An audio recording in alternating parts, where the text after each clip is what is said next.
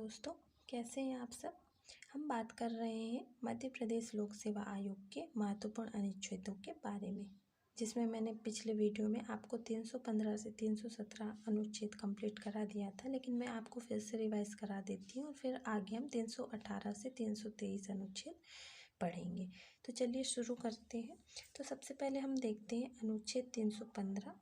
तो अनुच्छेद 315 लोक सेवा आयोग के गठन की बात करता है। लोक सेवा आयोग के गठन की बात करता है और 315(1) राज्य में लोक सेवा आयोग के गठन की बात करता है ना।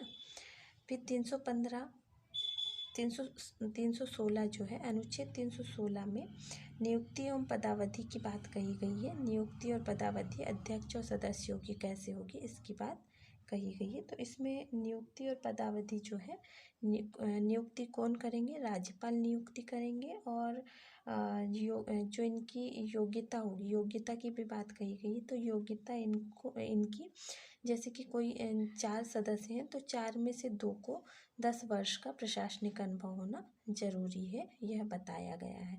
पदावधि जो होगी इनकी, पदावधि इनकी होगी 6 वर्ष या 62 वर्ष। यह बात 316(2) में कही गई है। पदावधि की बात जो है 316(2) में कही गई है। 316(2) में पदावधि व त्यागपत्र की बात कही गई है। तो पदावधि और त्यागपत्र, तो इनकी पदावधि क्या होगी, 6 वर्ष या 62 वर्ष। और जो त्यागपत्र है, तो त्यागपत्र ये किसे देंगे, त्यागपत्र देंगे ये राज्यपाल को, त्यागपत्र राज्यपाल को देंगे। 316(1)(a) जो है अनुच्छेद 316(1)(a), इसमें कार्यकारी अध्यक्ष की बात कही गई है। ये इम्पॉर्टेंट है, कार्यकारी अध्यक्ष की नियुक्ति की जाएगी, इसमें यह बताया गया है 316(1)(a) में।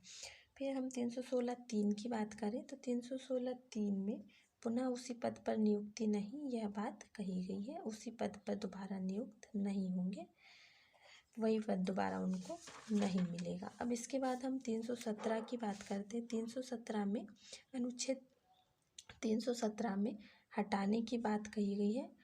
यह हटाने का प्रावधान करता है कि अध्यक्ष और सदस्य हैं, इन्हें किसके द्वारा हटाया जाएगा, तो हटाया इन्हें राष्ट्रपति द्वारा जाएगा। और 317 यह बात अनुच्छेद संविधान के अनुच्छेद 145 में कही गई है। इसके बाद जो है 317(2) में निलंबन की बात कही गई। 317(2) में अध्यक्ष सदस्यों के निलंबन की बात कही गई। तो निलंबन कौन करेगा, या निलंबन राज्यपाल द्वारा किया जाएगा। इसके बाद देख लेते हैं 317(3). तो 317(3) जो है अध्यक्ष सदस्यों के अन्य आधार की बात करता है। हटाने के जो अन्य आधार होंगे 317(3) में दिए गए हैं। 317(4) जो है, 317(4) में कदाचार की बात कही गई है। 317(4) में कदाचार की बात कही गई है। इसके बाद हम अब आगे देखते हैं 318।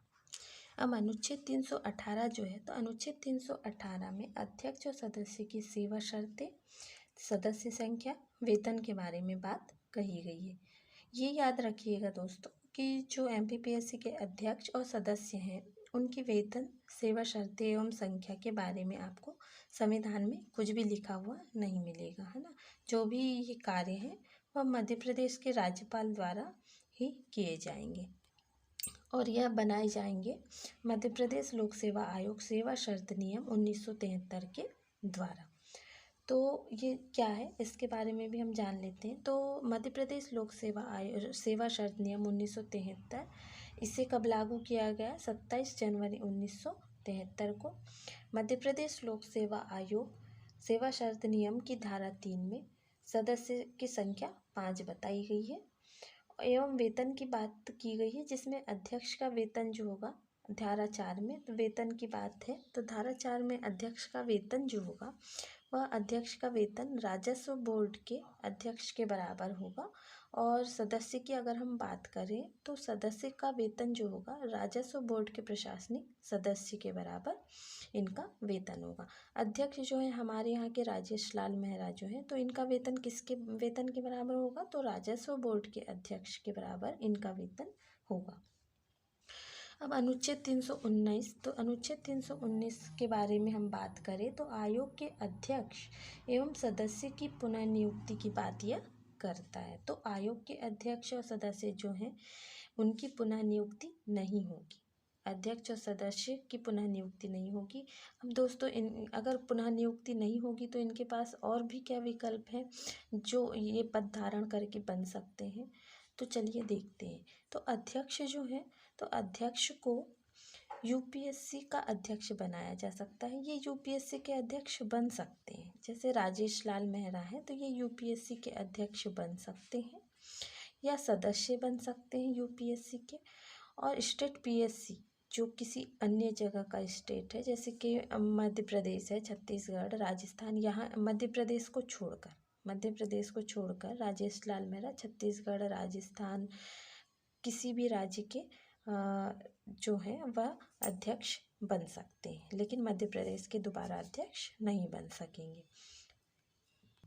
इसके बाद हम सदस्य की बात करें तो सदस्य जो हैं, सदस्यों के पास भी विकल्प हैं, सदस्यों के पास भी 3 विकल्प हैं।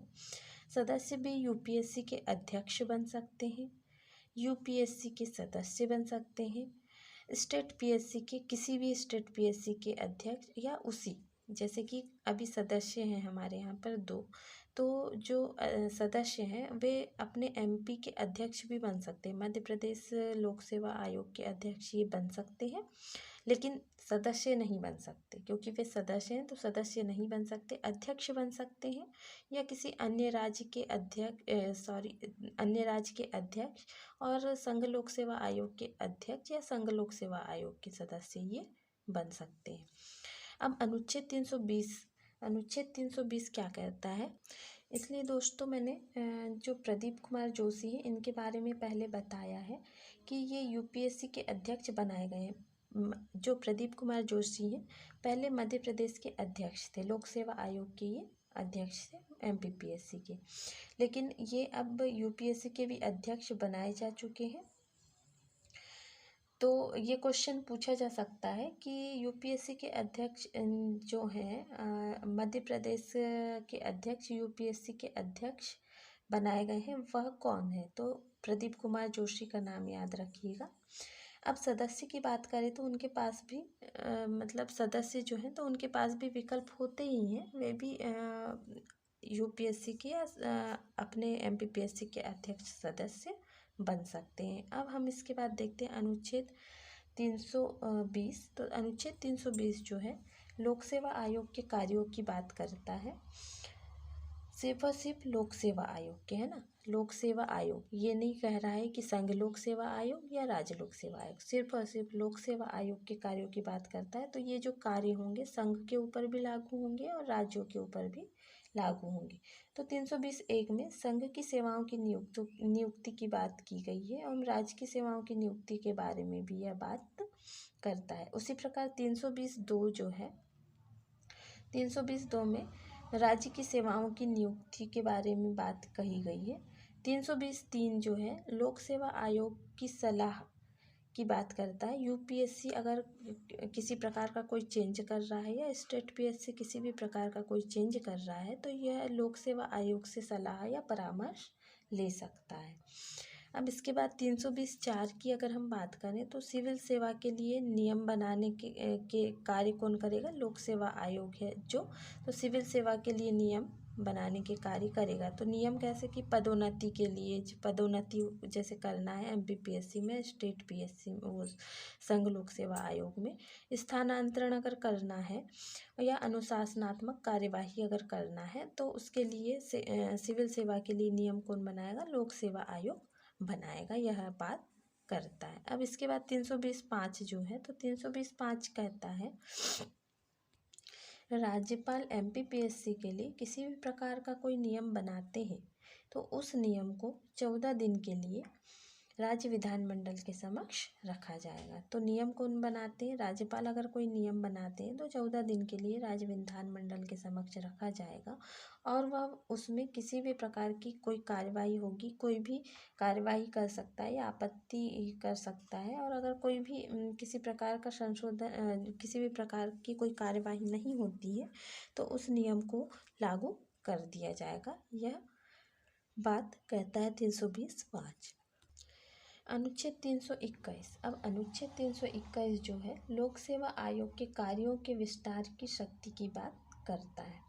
कार्यों के विस्तार को समझ लो। मान लीजिए कि एमपीपीएससी जो है उसे और एग्ज़ाम्स करवाने के लिए या किसी प्रकार का कोई चेंज एमपीपीएससी में करने के लिए राज्य विधानमंडल के समक्ष उस बात को रखना होगा। उसके बाद राज्य विधानमंडल से वह लागू करने के लिए कहा जाएगा, तब जाकर एमपीपीएससी उस कार्य का नियम लागू करेगी, है ना। लोक सेवा आयोग के कार्यों के विस्तार की शक्ति की बात इसमें की गई है। तो कोई भी मान लो कि एमपीपीएससी जो है एमपीपीएससी है तो उसमें राज्य विधानमंडल के समक्ष उस बात कोई चेंज करने वाली है तो राज्य विधानमंडल के समक्ष उस बात को रखेगी। फिर राज्य विधानमंडल उसे लागू करने के लिए कहेगा, तब जाकर वह नियम लागू होंगे। तो यह बात अनुच्छेद 321 कहता है।